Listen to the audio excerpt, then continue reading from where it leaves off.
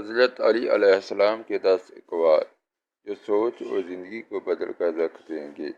نبی علی رضی اللہ عنہ نے فرمایا، عقل 2 طرح کی ہوتی ہے، ایک عقل طبعی، دوسری عقل سماعی۔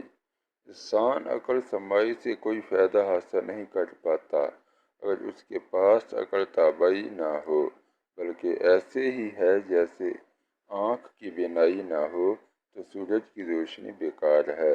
جناب علی کرم اللہ وجہہ نے فرمایا، جب تک کوئی بات تیرے منہ میں بند ہے، تیرے تک تم اس کے مالک ہو، اور جب تم اسے زبان سے ادا کر کے منہ سے نکال دیتے ہو تب وہ تمہاری مالک بن جاتی ہے۔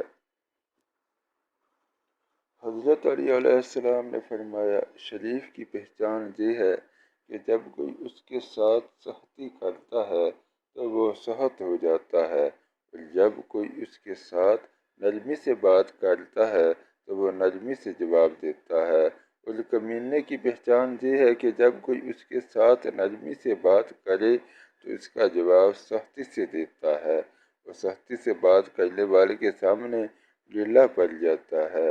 بقول ڈاکٹر اقبال، وہ ہلکا جارا تو بے ریشم کی طرح نرم، بزم حق و باطل ہو تو فولاد سے مومن۔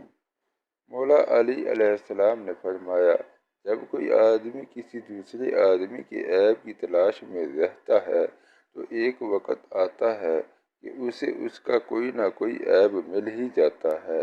شیر خدا کا فرمان ہے، جو شخص جان بوجھ کر گمراہی کا راستہ اختیار کرے اسے کوئی راہ راست پر نہیں لا سکتا۔ حیدر کرار نے فرمایا، کبھی اچانک تمہارے کام درست ہو جاتے ہیں اور کبھی طلبگار ناکام رہتا ہے۔ میں اللہ کو اپنے ارادوں میں ناکامی سے پہچانا۔ خیبر شکن مولا علی کا فرمان ہے، جب کسی شخص کا علم اس کی عقل سے زیادہ ہو جاتا ہے تو وہ علم اس کے لیے وبال جان بن جاتا ہے۔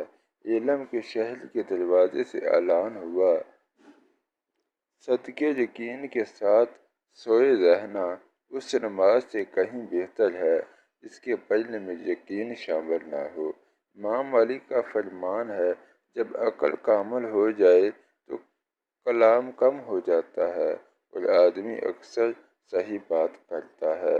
ایک شخص نے جناب علی کرم اللہ وجہہ سے سوال کیا، انسان مختار ہے یا مجبور؟ آپ نے جواب دیا، اپنی ایک ٹانگ اٹھاؤ۔ اس شخص نے اپنی ٹانگ اٹھائی، تب اس نے کہا، ایک دوسری بھی اٹھاؤ۔ وہ بولا، میں اس سے مجبور ہوں۔ تو آپ نے فرمایا، یہی مثال مختار اور مجبور کی ہے۔